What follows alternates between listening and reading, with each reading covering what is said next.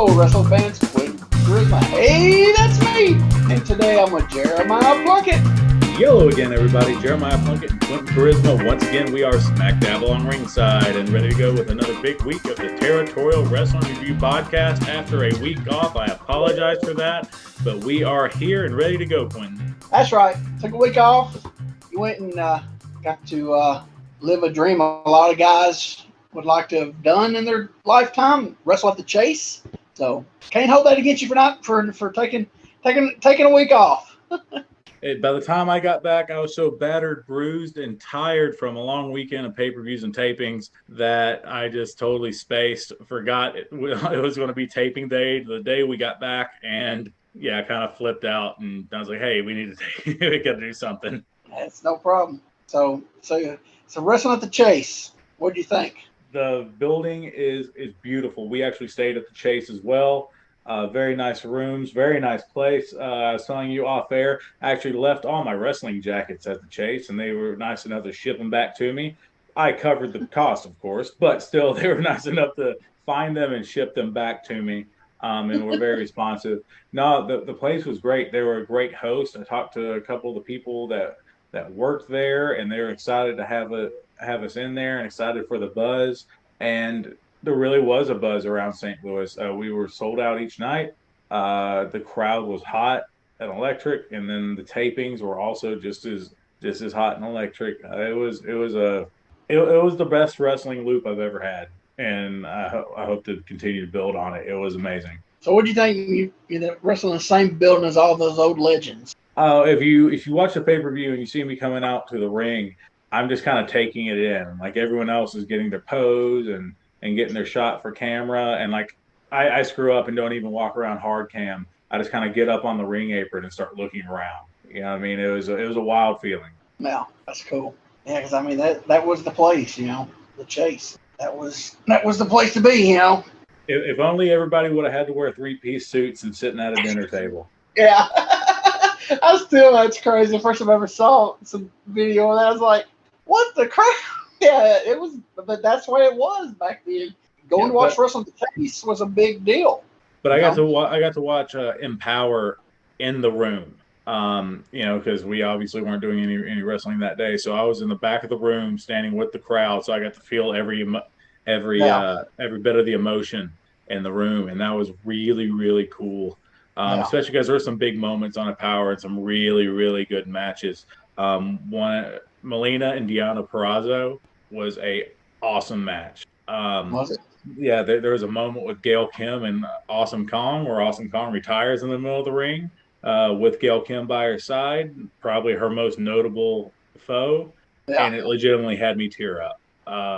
So the Empower pay-per-view was amazing, and I was also, because I was done wrestling, I also snuck to the same spot where I watched Empower to watch Trevor Murdoch win the NWA World's Heavyweight Championship.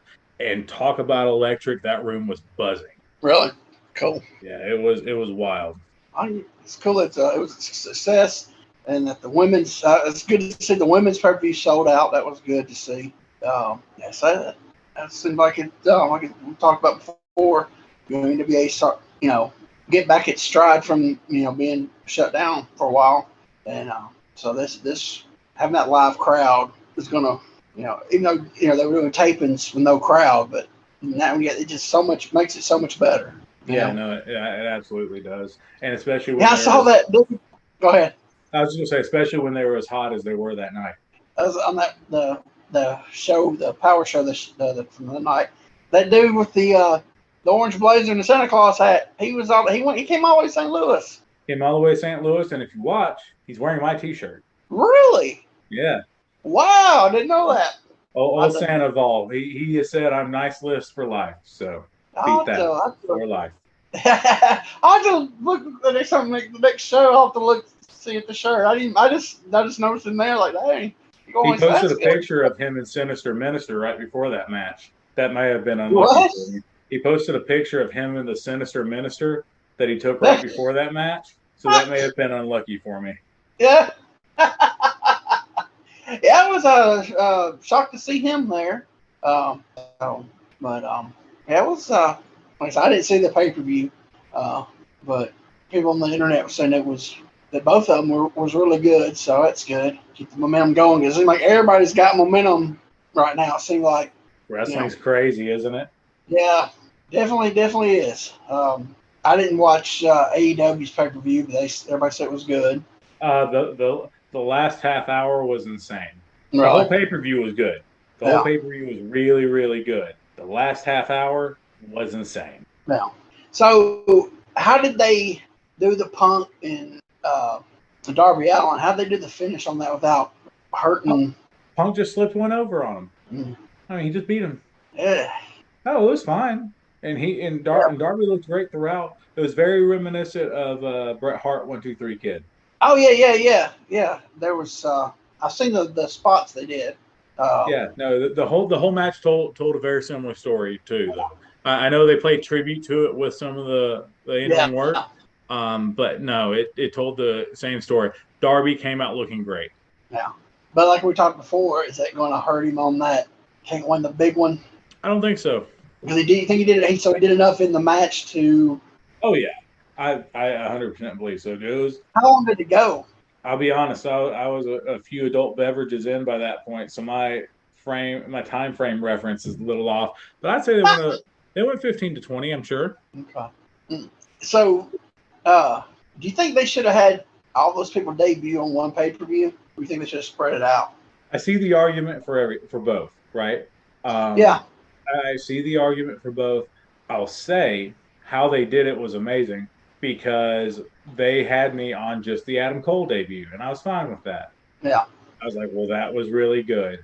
And then Flight of the Valkyries hit, and I fangirled out. You know what I mean? So they had me, and they did it in the right order too. They couldn't have done Danielson and then Cole. No. Because the reaction wouldn't have been, but they did it in the right order. They went nuts for Danielson, or excuse me, for Cole. But then they exploded for Danielson. Exploded for him, yeah. I guess it's like, actually said, but I guess nowadays where basically everything's a hot shot, really. So back in the day, you would have spread that out, But nowadays, you're trying to get it all now, I can see that, but like here's the thing I'll say: AEW is 100% the new kid is on the block, so I feel like they're thinking they need to strike while the iron's hot. Yeah. And they struck, and it was hot. Yeah. But do you think they should have put Adam Cole with the Elite? They really don't have they do, but they don't. What were they just in Ring of Honor together? They were, Ring of Honor, PWG, and New Japan. Yeah, but they won a group of PWG because wasn't Adam Cole? He wasn't part of their little. He worked there, but he wasn't. He was in their group out there. I know he worked out there because I thought he did. Oh, who was it? At first, he wasn't, but he ended up getting in there too. Okay, because I know he was like in 3 or 4 different little groups through the years out there. I didn't know he was there with them.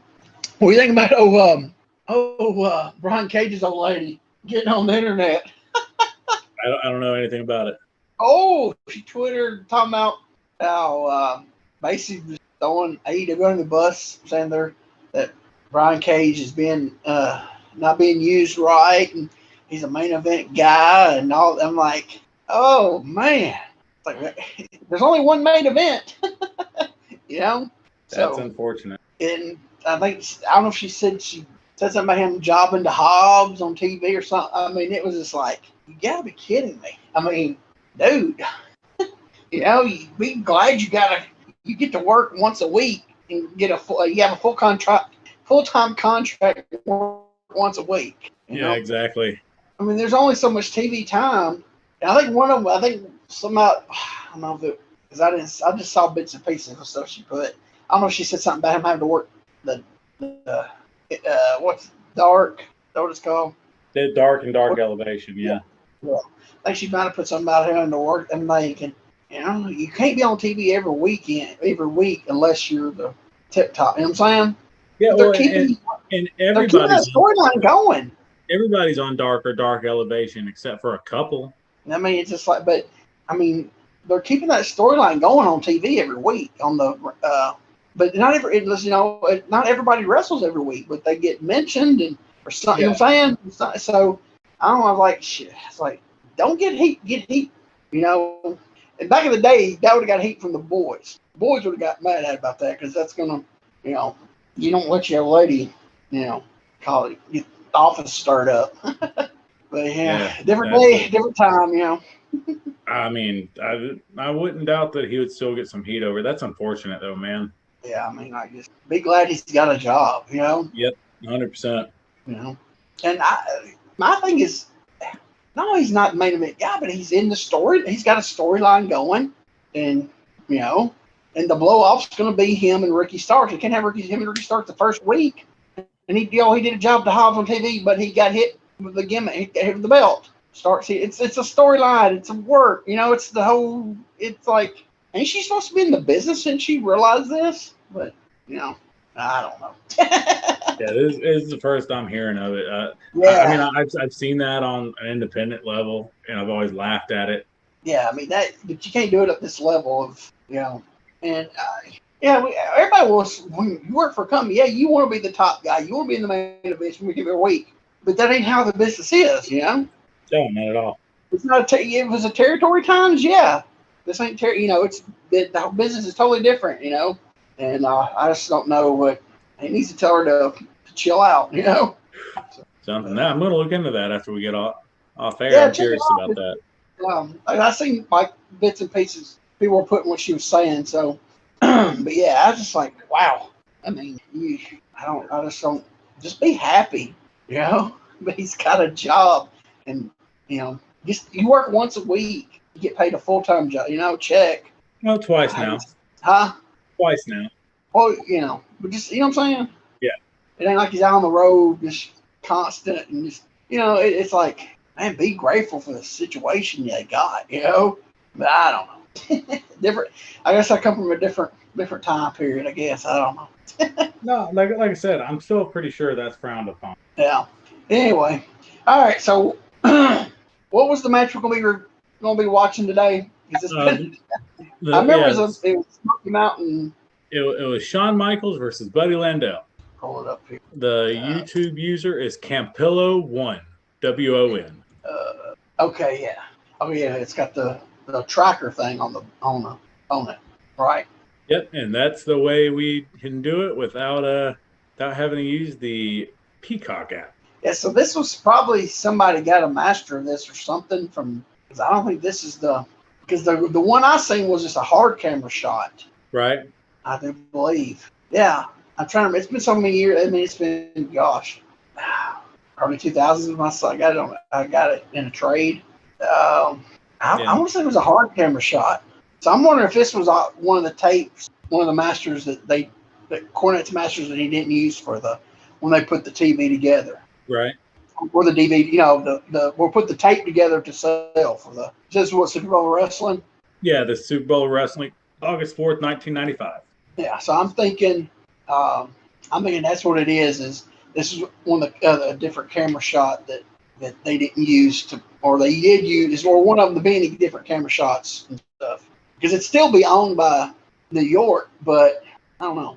But I guess it being a master like this, it would, I don't know. Yeah, I'm assuming they would own the edited version. Yeah, the edited version of it. That's what I'm saying. That's what I'm trying to say. Thank you. Yeah. I'm trying to get it out. I'm just stumbling over here. That's what I meant, yeah. Okay, yeah. I got it queued up, so whenever you're ready to roll with it. All right. Well, I'm 000'd out. So are you. At home, get 000'd out, and we'll hit play in 3, 2, 1, play. All right. Cornette. How long did we did the Cornette's Army? No, and he had the fatigues, yeah. Now I did have a little bit of sound when I first hit play. There is commentary over this. Is there? Okay, I got mine on mute. So. Well, I do now. It was on when I first hit play. Whatever this is, it's a copy of a copy of a copy. Because the quality is not very good. This is high definition in 1995. I know. Well, I'm saying, but this is like a third or fourth generation of it, though, because it's kind of blurred. Yeah, I love the story this match tells because it's like the coming out party for Buddy Landel after so many false starts in his wrestling career, and he cut that money promo into this match. So this was what, 95? Yeah. Okay, so this was 3 months before Smoky Mountain went out of business. Oh yeah, this And this was crazy. They do a good house, but they were, that's crazy. This is a prelude to Buddy's babyface turn, and then I can't remember if Buddy was there when Smokey totally went out of business or not. He was on the last show in Cookville, Tennessee. But this match is what ended up getting him a job when he was working with WWF for a little while before he obliterated his knee.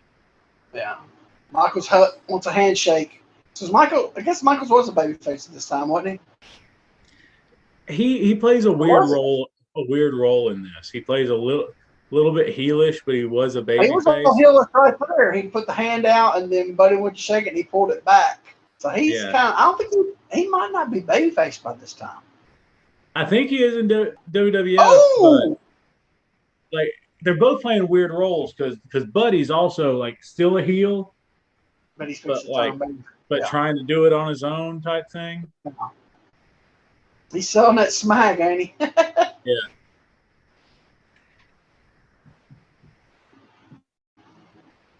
So really, there's really no pure heel and babyface in this. Basically, they're kind of both edgy. They're kind of, like you said, Michaels is edgy, and they're trying to lead up to the turn for Landel. So And Michaels was always they tried to make him a white meat babyface there for a while, but Michaels was always the edgy babyface anyway. Yeah, because he was a bad guy for so long. Yep. But he's getting on him. Big reversal. Oh, for the super kick, he powdered out. and right there, you tease a finish right from the get-go. So if somebody doesn't know what his finish is, they go, hey, that kick meant something. Yep.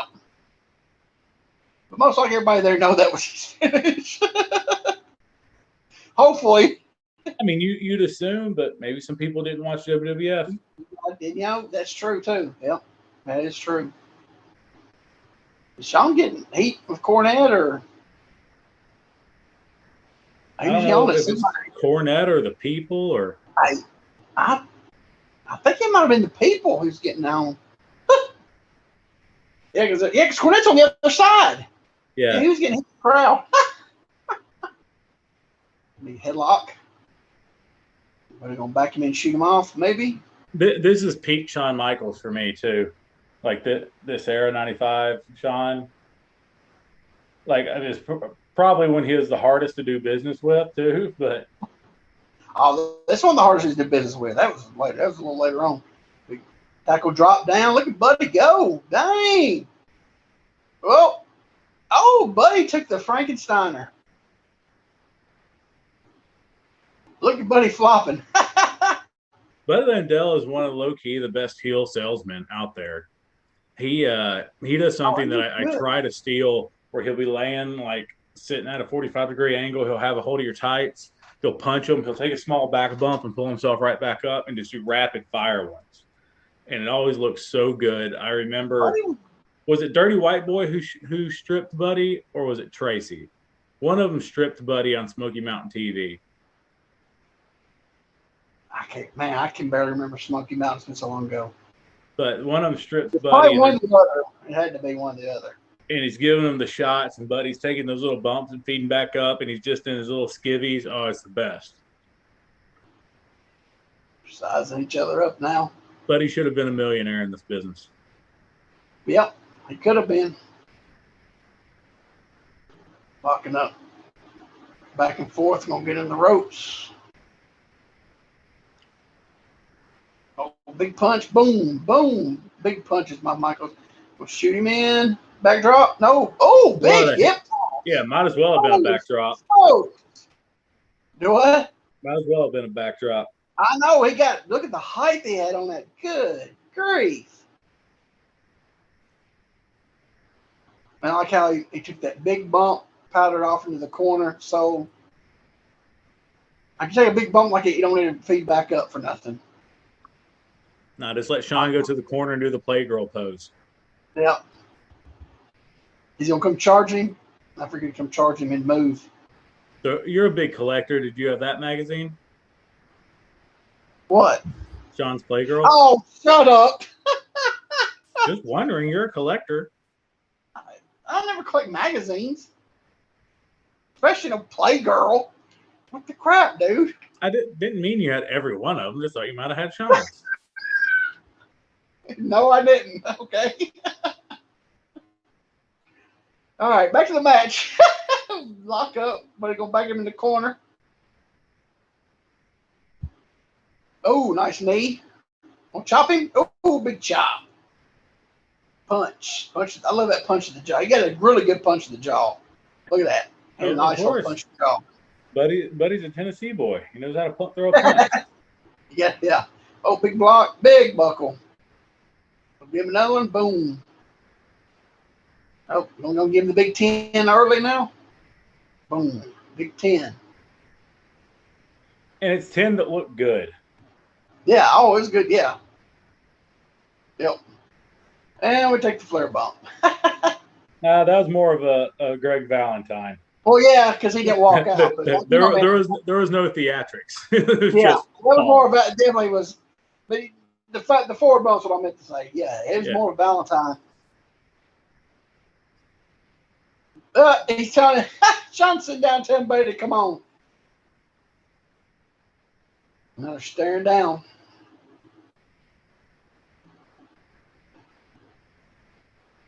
What are they gonna do? Another lock up. Oh, Buddy grabbed the arm. Let's work the arm for a little bit here. Slow it down. Shawn. He grabbed Shawn's hair. Pull. Yeah. Did he? Okay. The old reach behind hair pull. Okay, I was trying to say I couldn't tell. I figured he did while he went down. Crowd's asking him. He's asking Buddy. He's asking the crowd. He's saying no. He grabs Buddy's hair. Hey, Buddy grabbed his hair again. Took him down. Great job drawing the ref too, and yeah, Brian Hildebrand's so great, just so great at being in the right place. Yep. Shawn backs him in. Is that a slap or a punch? I thought it was a slap, but Buddy's selling it like a jab. Nobody home. Big shoulder to the pole. And I'm probably going to start some heat on that shoulder. Yep, there you go. Stomping the shoulder. Stomps look really good. We'll drag him over the rope. There you go. I'm going to hammerlock over the top rope. Popping it there. Just going to work his arm for a while now. Nice body blows. Big punch. Yeah, Landel's punches look really good. Oh, was that a forearm? I'm not sure. I think it was a punch that he just was real close on, but okay. Is he got to step over arm bar on him? Is he have it barred? Yeah, and he's got the top rope. Oh. Ref's asking if he had the rope. I mean, in all logic, grabbing that rope with the other hand really wouldn't do nothing, you know? Oh, no, absolutely. But, I mean, we used to have this discussion when it'd be like the Boston Crab and you reach forward and grab the rope. Yeah. Oh, pissed. You got a commercial? I do. Are you able to skip? I can skip it, yep. All right. Skip in 3, 2, 1. Man, we hadn't had one of those in forever. No, we looked up. Hey, we got it at the same time. That's always a plus. Yeah, that's good. Oh, Michaels is firing back up, buddy. Michaels had a really good little jab. Yeah. It's 1-2 action go now. It's just Michaels firing up, but he cuts him off. So you go back to the arm, going to whip him off and shoot him in the buckle. I knew it was he's going up and over. Oh, but he don't. He goes down to the mat selling. On the floor. Cornet going to get him some heat. No, Buddy went and got him. Well, that was the whole deal. Is like Buddy would not let him interfere. Yeah, he was wanting it. Man. Oh, that looked good. Buddy punching the pole. That looked real good. I was going to fire back up with the chop. I like that how they have a couple real guardrails and then the rest of it's the real thin, cheap guardrails. Yeah. And a broken table. Somebody must have broke the table earlier in the night. You see that? Table's laying down. Somebody must have broke it earlier in the. Yeah, looking at the elbow. The matches before, it could have been a couple of them. Okay. Probably Heavenly Bodies versus Dirty White Boy and Tracy Smothers. Maybe. That seems like one that would have gone wild. Yeah, yeah. Michael's firing back up. Doing some 1-2s. Oh, no. Michael's just giving them all of them now. Giving rights and lefts. Now going back to the lefts. Michael's with a headbutt. Yeah, you don't see that a lot. I was like, especially that time period for Michael's, he never seen a headbutt. Covers Buddy, 1-2. Buddy kicks out. Big buckle. Nice jazz from Michaels. Here's a big right. Gonna shoot him off. Is this the backdrop? Nope. What is it? Oh, big flying burrito.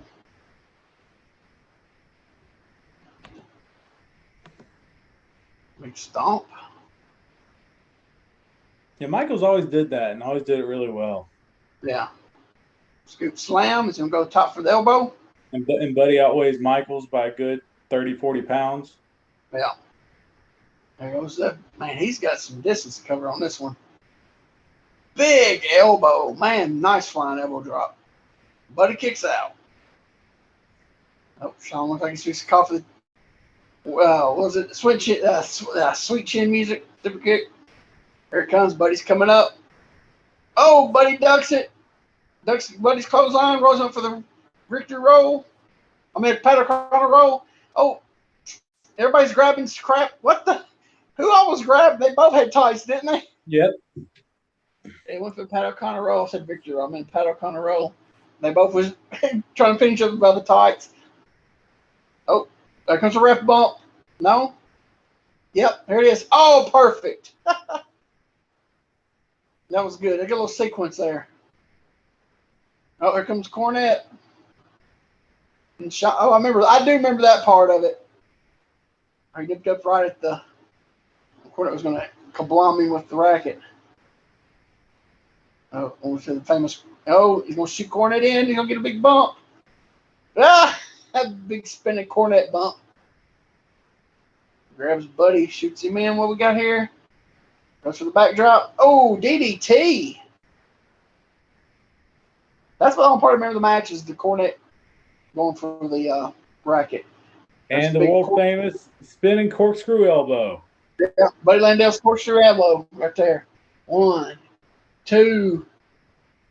Oh, he sees the racket. He's like, how'd this get in here? I'm like, hold on a second. He's asking Buddy. Buddy said, I didn't use no racket. He's asking the people, did Buddy use the racket? Shawn's warming the leg up. Here it comes. Bam! Super kick. 1, 2, 3. Good finish. Good finish. Didn't hurt Buddy. Exactly. And furthered the feud. Exactly. You had to put Shawn over. His finish didn't hurt Buddy. Progressed the storyline of him going to be turning bayface. And bang. And that's no afterbirth. Bang. Just cut off. Yep. Yeah. But up next is Shawn Michaels versus Rad Radford on 9. Is that what it said? Was that your pick for next week? Oh, man. Dang. Man, you stoosed it off, man. Come on now. Yeah, I was going to see the afterbirth because I remember, I had this, I watched it, but it's been over 20-something years. That's the only part I actually remember of the match was Cornette, yawning, coming down and, trying to hit him with the rack. That's not part of that match I remember. So, I want to see the rest of it. Because didn't they get into a shoving match? I think they did a little shoving match, and then Yeah. Then they Buddy did the walked out. makeup. Buddy walk out, or they did the makeup? I think Buddy walked out. Okay. It's been so long ago, I can't remember. That was good. Yeah, man. I mean, Really good. it's a short match, pretty basic, but I really enjoy it. And honestly, I enjoy it because It has a lot to it. You know, it was something that knowing the story into it, hearing the promo. Well, you know, and that got him his job. Yeah, that too. Yeah, and you know, and it's good because you know that was what 95. Okay, if you go back and watch some of his like 92, 93-ish USWA, when Buddy was like almost 300 pounds and not doing nothing, and then you watch that just like a year later, it's like he got serious, So so that's good to because I mean it's about USWA stuff, man. If you look at him, he was so out of shape, and he just and then he got serious, got back into shape, and put on good matches and everything. So. And that was the 11th match of an 11-match card. But what I was on that show? Let's see. The first match was Brian Armstrong defeating D'Lo Brown. The Headbangers defeating Chris Michaels and Flash Flanagan. Chris? Yep. PG-13 defeating Curtis Thompson and Jackie Fulton. The Punisher defeating Bob Armstrong. Al Snow defeating Marty Jannetty for the MTW heavyweight title. Don't know what MTW was, but hold on. This was what, August? Yes. That's been one of Al Snow's last shows. He left around that period, didn't he? Went to New York. I'm assuming you said Smoky Mountain didn't last too much longer after this. Yeah, it closed down November 26, 1995 was the last show, Pittsburgh, Tennessee. Yeah. I was there that show watching it. And what's crazy? I went with Randall Fanning and Steve Bryant. Steve took pictures and Randall taped it. Randall Fanning had the only copy of the last Smoky Mountain show, and he sat on that for years and years. Now you can find it. There's, I know he sold off a lot of his stuff. I guess when he sold off, it finally got out there. But I know at least 10 years he would not come off a copy of it for anybody. Oh wow. Yeah, and he finally. It's finally out there floating around. And I saw it a couple of years ago floating around. It's like, and the quality was horrible.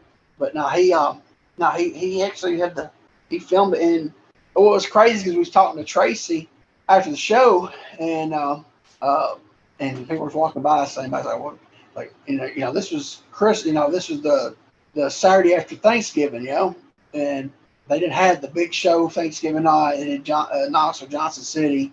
And then they did Cookville.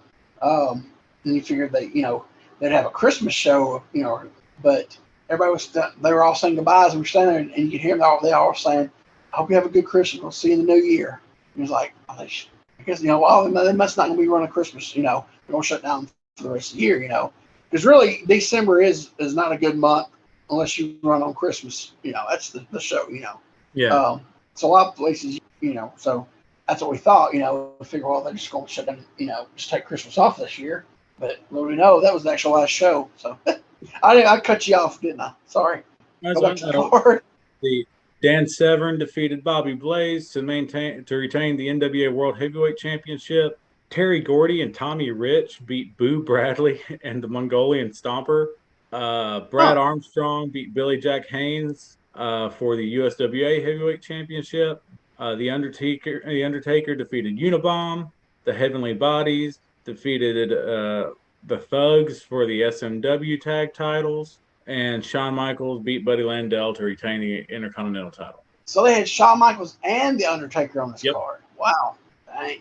Because I remember, I want to say it was 1st of September, maybe, or into August. I rode with Steve Bryant, the photographer. Smoky Mountain ran Manchester. They ran the Coffee County Fair. And so I went with him, and so he was going to take pictures, and he had some pictures he needed to give to Mark Curtis. Steve actually went to Memphis that Monday, and that's when they were starting up that USWA Smoky Mountain War. And he took pictures. He had to get some of the pictures to Mark Curtis, Brian Hildebrand, wherever he goes by. Was he Hildebrand there? Is Hildebrand in Smokey. Okay. Where was he Mark Curtis at? WCW. Okay. So we got what was saying, and on the way up there, Steve was saying, "Man, I want to get some get there and get some pictures of Al Snow." And so we were going, and there was a backup getting into the fair that night. It took us like 45 minutes to get into the fair. Traffic was awful. So by the time we missed the first two matches, and it was Al Snow was in the first, and I think Headbangers, Kane, what was it, Unabomb? Yeah. Yeah. It was. We missed like the two. I think it was the first two. Might have been three matches with the first one we missed. But yeah, we got there. It was like, man, I missed Al Snow, and it was like the next week he had left and went to New York. So, but so yeah. So I saw two Smoky Mountain shows within 3 months from each other before they went out of business. You killed the It was territory. crazy.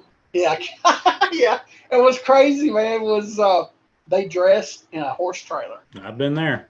And everybody dressed in it. And they had like a little pop-up canopy things, little four posts, and they put a tarp in front of it, and babyfaces come out that side, and the heels come on, walk around the trailer, come out the other side of the trailer.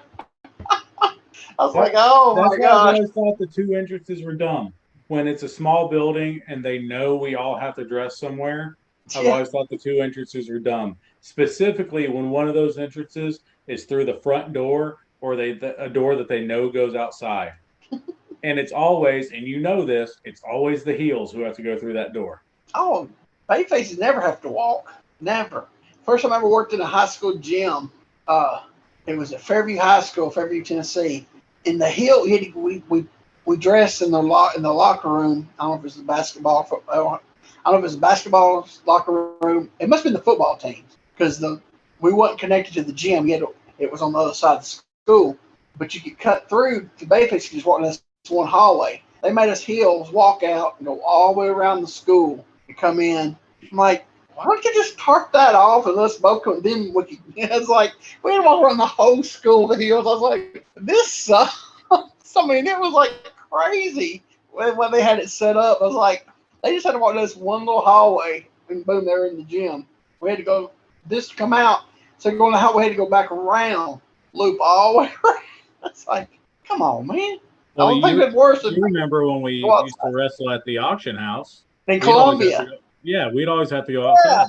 Yeah, it's like, what? There'd be snow outside, and we're walking through snow in our wrestling boots, walking uphill because Freddie was on a hill trying not to fall. I remember that, because it was slanting. So it was in the basement dressing. That's why the robes we got were so heavy to stay warm. Stay warm. We had winter and summertime robes. Yeah, man. Yeah, that was. I didn't think. I remember that. Yeah, but that was a good match, man. I like that. Like I said, it short, good little match. Nothing, a lot to it. What they did was good. They, set up a little bit of what they did. It made sense. The finish was good because we know what come out of the finish. The afterbirth of Buddy and eventually turning babyface. Excuse me on that. It was a fun little match. I liked it. It was good. Well, I mean, I obviously liked it because I selected it just off memory. Oh, me. Let's see here. So what's your pick? I know. I got to pull it back up. My thing went to sleep mode. All right. I don't know if this match is going to be any good. I'm assuming it's at the lead up to their legendary match. It's sometime in, like I said, my TV won't pull up the whole gimmick of the information on it. I should looked it up on my laptop because it pulls it up. But it is going to be guess where we're going to go? Where's that? Houston? We're not going to Houston. Guess what? We're not going to Japan. We're going to Mid-Atlantic, 1983. Roddy Piper versus Greg Valentine. And it's not the chain match. It's not Starrcade. So it's the build-up. I said I don't get no information on my gimmick here. Who's it posted by? What's that? Who's it posted by? It's by Old School Wrestling with no G. Let's see. Does it say Greg Valentine versus Roddy Piper, NWA 1983? It says Roddy Piper versus Greg Valentine, 1983 Mid-Atlantic. It's Old School Wrestling with no G. Trying to find that one.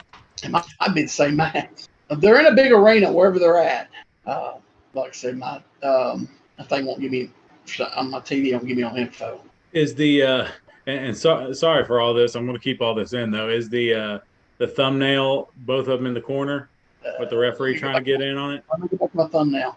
My thumbnail is Valentine punching Piper. He's got him by the hair. He's punching. Oh, okay. So that one for me, this one, I've got that one, but it's listed as Greg Valentine versus Roddy Piper, Mid-Atlantic, 7/9/1983, 19 minutes and 7 seconds. Yeah. Okay.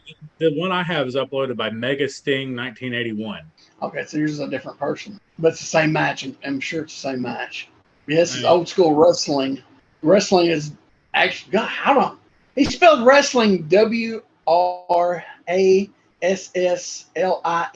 Oh, that's how some people spell wrestling, and I hate it. Yeah, that's how old school wrestling. Yeah, so it's wrestling. Okay, I found it, but yeah, so that is from July 9th, 1983. July 9th. So that's when that feud got going. So it should be good. Yeah, I stumbled across it, and I was like, okay, well, this is not the dog collar. I was like, so this should be pretty good. Because I was trying to find something a little different. Did so much Japan and Houston, which is good because there's so much good stuff. But I saw this, I was like, this might be pretty good. So I bookmarked it on my thing here. So all right, and I've got that bookmarked to watch later for next week. In '83, they were both in their prime, so that should be really good. So that's what we'll be at next week. That'll be good. I don't think we haven't watched any Mid-Atlantic, have we? Not that I can think of offhand, no. The only NWA stuff we've watched has been Houston, basically Houston, ain't it? Yeah, I think so for the most part. Yeah, because the Harley and Terry was from Houston for the belt. Andre and Harley was from Houston for the belt. Well, we watched that one that was kind of NWA, and I think it's from San Antonio, or was that from Houston? Where it was they did the world title tournament. Oh, that wasn't NWA. That was. They're saying it was for the NWA. It was San Antonio, but it had nothing to do with Bosch. Right, but but it was San Antonio. It wasn't in Houston, right? No, it was it's Southwest. Right. Blanchard's group. Yeah. So we hadn't really. Like I said, I think it's really first thing from Mid-Atlantic. Like I said, everything from Florida, I've found has been clipped, and nothing's ever in the full. I've never found anything. A big match, or saying something that we would watch in full. I haven't found anything in full from Florida. And it's like there's nothing. I'm sure it's out there. Everybody just keep digging and digging, but I haven't found anything that's or if you do find it, it's on like a 8 or 9 minute match because it had some kind of interference or what I'm saying. Yeah, it's never so it's hard to. So that's why I haven't picked any Florida. I mean, because Florida was so good, but there's just no full arena matches. You get some, a couple short studio ones. Didn't Funk do around 82-ish, 83-ish, empty studio cage match on Florida TV with a job guy? Oh, God, I don't know. I think so. Yeah, for some reason, I remember when I was looking for stuff. I think I saw that. I was like, that'd be interesting. It was only it wasn't long at all. I was like, yeah, I think it was 82, 83. I think Funk wrote some job. That was a job guy. And it was in an empty studio in a cage. So I guess they kind of took the Memphis empty Coliseum gimmick and did it. But I think it'd be a good little match. Like I said, that's when they were in their prime. So when it was both pre New York, which Piper was amazing in New York. Valentine, I guess he was, because he had those matches with Tito were really good for the Intercontinental belt first year or so. This is roughly they went. So it should be really good. Yeah, no, I'm looking forward to it because, like you said, that's before Valentine got kind of lazy. Well, yeah, about 80, I want to say probably about 86, 87-ish. By the time they put him with Beefcake, he was starting to, get complacent for where he was at, getting those good checks. But you think about it, when he start in 70? So, I mean, he didn't put in a lot of time. So, yeah, I'm sure his body was starting to break down a little bit on him too. So, and those 80s WWF rings, they say, were just horrible. But Yeah, we'll watch that next week. So anything going on besides recuperating from 27 matches in 2 days? No, man, just training hard, trying to get in better and better shape, and preparing for what few shots I have coming up, and that's it. So you work in a lot of places, or Honestly, everything in September canceled but one. really? Yeah, so I've got one booking the entire month of September, so I'm gonna use Where's September to that try. at? I will be at a part of the Lincoln County Fair in Fayetteville, Tennessee, wrestling Cabana Man Dan. Oh, that'd be a good match. Yeah, I'm looking forward to that. Dan, Yeah, Dan took like I think 7 years off wrestling, just he like took a long time off yeah, he just like left, and and now came he's back back. looking totally. He came back looking totally different. Oh, dude, he's in great shape.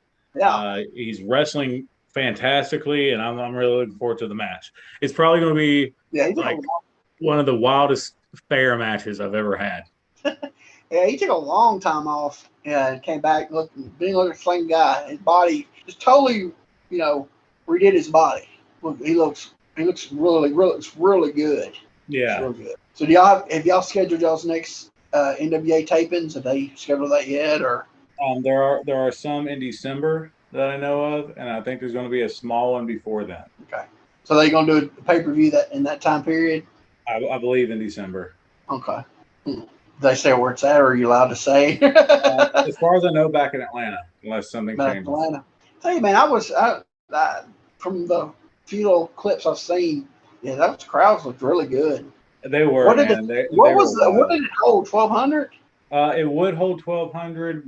We had to go under to 8 because of they didn't want to do full capacity due to COVID. Oh, y'all could have sold 1,200 tickets, though. Yep. Absolutely we could have. It looked good. Yeah, that's a cool little spot. All right, so need to. Oh, I know you've been busy. You probably haven't watched WMF, have you? I have not. No, I am behind. Oh my gosh! You gotta go watch that Kevin Jones match. Whew. Does he get on the microphone? Oh yes, he does. Oh, sold. I'll be watching it.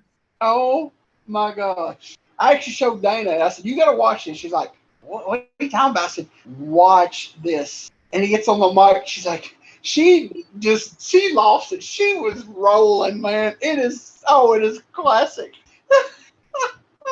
I'm sure they probably after that they probably didn't have a mic for a while because oh my gosh, the stuff he said.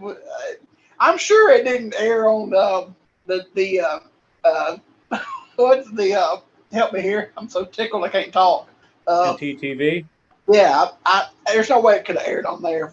What he said. Oh God, now I'm curious. Now I need to watch. Oh, you gotta watch as soon as we get off here, man. It is hilarious. Oh my gosh, it's so funny. Oh, dude, I was rolling. So I watched it several times. Yeah, if you haven't seen it, go to WMF's YouTube channel. What is it? The actual WMF Medium Rare. There you go. Because I'd messed it up. I call it Raw last time. Yep. Yeah, so go check that out. It's very entertaining. Kevin Jones. Oh man, that's good stuff. Oh yeah, no. If you don't want so much comedy, go to Scott Till's Crowbar Press and get you a book. I don't know. He probably has, some of them old timers got some funny stories. I might give you a chuckle out of them. I don't think there'll be some stuff said like Kevin said, but anyway, go to crowbarpress.com. Show Scott some love. And while you're reading stuff, you can check out Chris Michael's Facebook page and get a copy of Indestructible, the Chris Michael story. Yeah, my wife got a copy of it. She's read it. She liked it. It was really interesting. Goes into a lot of Chris's, personal, life and stuff that went on with him. And she said it was really good. I don't read, so she just kind of gave me the highlights of it and asked me questions about people. And she goes, this one story, I'm going to tell the story. She goes, I was reading Chris's book, and he's talking about how him and his tag team partner, there was a girl he was dating, and she was pregnant. And it come to find out, it wasn't Chris's baby. It was his tag team partner. I said, it had to be Ronnie Travis. She goes, how did you know? I said, because I know Ronnie Travis. I love Ronnie Travis. Oh, my gosh. One of the funniest guys be around. in the ring with, out of the ring, Ronnie Travis. Oh, he's one of those. He's a character. He was a character. You probably never met Ronnie Travis. I never did. Well, he's Jamie Dundee, but not as he's Jamie Dundee like. Put it that way. I kind of best way. But man, oh my gosh, he was so fun to be around. I love working him. Oh man, he was so good in the ring, light as a feather, do anything. Ronnie Travis was so good. But yeah, she says that I was raised with Ronnie Travis. She's like, how did you know?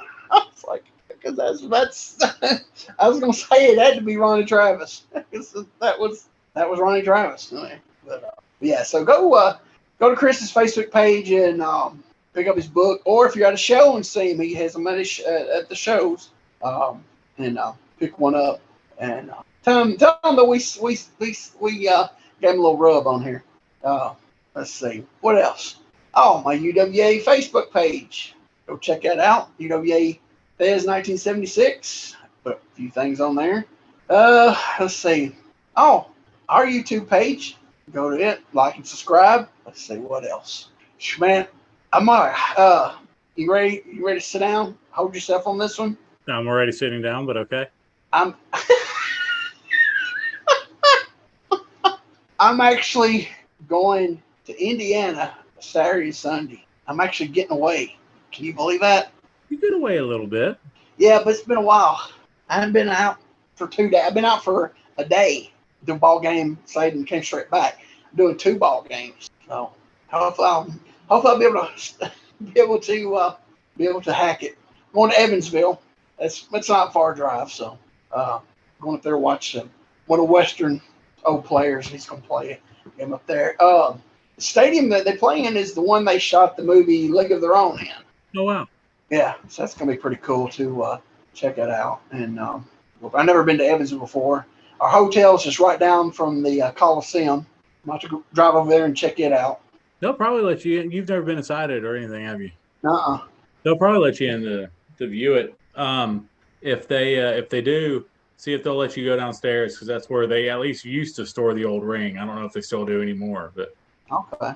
Yeah, I'm at least gonna go by there. Like dumb me was it in 2017? Yeah, was going to Louisville. We went to Louisville like 3 times for Dana's mom. She's in the hospital. I take her up there, and didn't realize I was like 3 blocks over from Louisville Gardens. Didn't even realize. Yeah, so I'm like, by this time I'm gonna make sure I go to the the wrestling building, and so yeah, I'll probably be paying for that next week. My body be all out of whack, but it's not that bad of a drive. I looked on it. It's only like an hour and a half, hour and 45 minutes from Bowling Green. So I mean, the drive won't be that bad. But just getting up, moving around with the baseball game and stuff, that's probably gonna. But I need to get up and do a little something. Oh yeah, you definitely got to stay active. But that's cool, man. So in minors, I assume minor league game. Yeah, it's minor league. It's independent. Actually, it's independent baseball. It's one of the it's one of the independent. I don't know if it's the only one. If it ain't the only one, there's not. Might be the only one that it's the Frontier League. It's actually sponsored by Major League Baseball because last year they basically gutted the minor leagues. Major League Baseball got rid of tons and tons of minor league teams. Basically, just gutted the whole minor league system.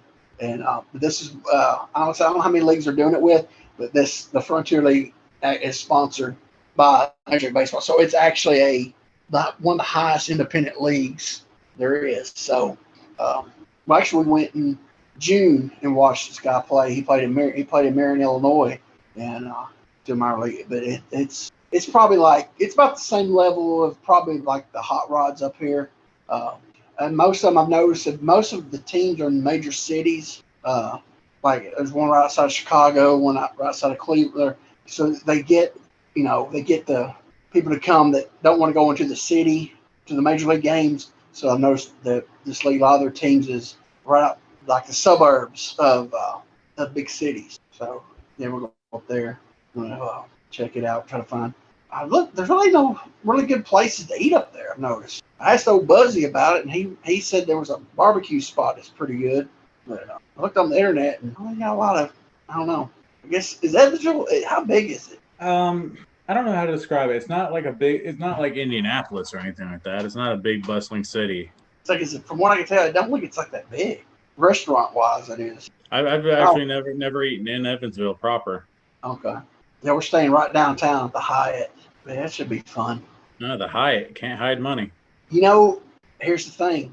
With my members, I'm a Hyatt member, and with my AAA discount, dude, it's like cheap. It's one of the cheapest hotels there is. It's not a dump. It's cheaper than Marriott, cheaper than the Hilton. So, yeah, those put that. I said after because I just joined up AAA, so I was like, I'm gonna see if they. And sure enough, it gave me like $20 off after the member rate, and I was like, dang. So yeah, it wasn't that bad. It was cheaper than the DoubleTree, which is like a block up. It was a lot cheaper than DoubleTree, and I figured Hyatt would be a lot higher, but it wasn't. Those discounts, so it ain't as expensive as you think. When you say Hyatt, you think about, you know. But that's my plans. What plans you got? You got any big plans? Man, I got nothing. I'm gonna do yard work. I'm gonna do yard work and work out. You still swinging that big pole thing? On occasion. So I do 4 days. One week I'll do four days of just like dumbbell bodybuilding style workouts, upper body and lower body split, and then the other 4 days I do. There's this guy on Instagram. He's called the Knees Over Toes guy. He's all about joint flexibility and mobility and like bulletproofing your joints. Yeah. And my joints are beat the hell, so I've been doing that, and it's really helped. I have no pain in my knee anymore. Wow. I still wear a knee brace just as a like mental comfort, Yeah. but I don't have any pain in it. I don't work out in a knee brace anymore or anything. Wow. So and it's a 4-day workout. So I'll do 4 days of the bodybuilding, and then like the other 3 days I'll just do something, right? Like I might swing the mace. I may just do like a deck of cards with body weight stuff. Yeah, I'll just do something. I may do yoga. And same the next week. I'll just do the knees over toes workouts, the ATG workouts, and then for 4 days, and then 3 days of something. So what's that big thing called? That's called a mace belt, or steel mace. Yeah, Mine's only 10 pounds, but they go up to, I think that the highest I've seen is 50 sold. Dang, it looks pretty heavy. The whole thing is the fact that like that 10-pound weight. There are two things. One, the handle's really thick, like my finger and thumb can't fit around it. Yeah. So that's working on your grip. And the farther down on the pole you are, the farther the weight is away from you, so it makes it harder to control it. Yeah. Makes it seem heavier. Yeah. But it's really good for shoulder mobility. And I had that shoulder surgery, so. Yeah, I saw it. I knew you had that thing. I just wondered if you still was using it. Yeah. It's a real good thing to do on a nice day. And then like I had a downed log for a little while, but a couple workouts and that log went away. Because I was like, hey, I have something to hit now. And I just destroy it. No, with that. I just beat it with the mace belt. Oh, you just beat it up. Yeah. Dang. Really therapeutic. I quite enjoyed it. It's helping you mentally and physically, huh? Yeah, there you go. Well, you can't beat that.